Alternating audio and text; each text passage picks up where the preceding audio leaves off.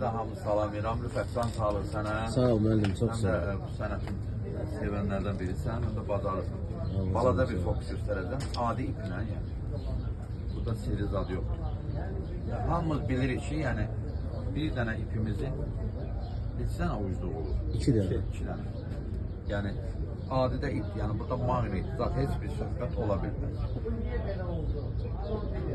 Vadnon Berovka Dva Kansa, Rus dilində belə deyirlər zaten. Üçüncü ola bilərmi burada? Üçüncü ucluq. Конечно, Азербайджан. Şey. Макин. Tretий konec. Сейчас я делаю вот, даже четвертый konec. Deməli, bu ola bilməz. Bizdə deməli iki dənə ipdir. Göstərəm. Bak, bak. Aha. Biz çalışacağıq, yəni əvvəlki vəziyyətinə qaytaraq bu iki dənə ipi. Eləyə bir dənə. Raz. Aha, bunlar artırdı burada. Qayçı vardı. Bende var. Ama vizual olarak Evet, öyle evet, qayçını aldım. Koydum bura qayçını. Rüfət mən, bax kəsirəm qayçını. Gəldi, yenə oldu bir. Yəni hamımız bilik, yəni bir ipin iki dənə uyduğu var. Bunu qoyuram cibimə. Yəni qayçıyla belə eləyim Murad. Çox oldu bu böyle.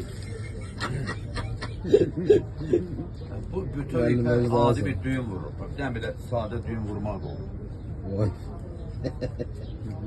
Yəni bunu açsaq da, bağlasaq da, yəni yenə də belə vururuq. Еще четко показывает. Bu Гадан Sən demə Zaranya o mini şu malenki Berovka bu. Qaytarır əvvəlki vəziyyətdə pervanaçanlı stadiyi burada. Значит так, və yaxud bunu bir dənə baba bu pusok yoxlayın. Bu da belə, yəni ki, maqnit heç nə yoxdur. Davam edir Ramiz mənim. Baladan gördünüz Rüfət mənim. Bu da biraz balaca. Deməli, üç dənə ipdir. Biri böyük, biri balaca, biri ondan balaca. O. Это маленький Berovka orada. Su da orada eyle orada.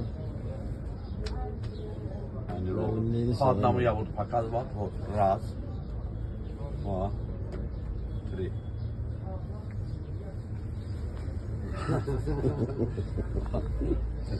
Значит, biz bura bir dənə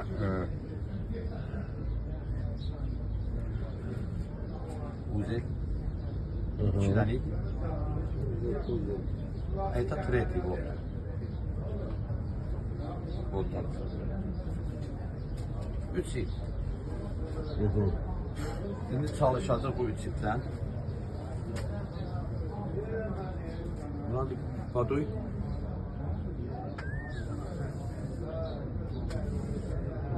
Geri yıkar nerede? Neyse. Zor. Zor. Ha, o da olur. Şu adını sevdim. Молодец. Bravo.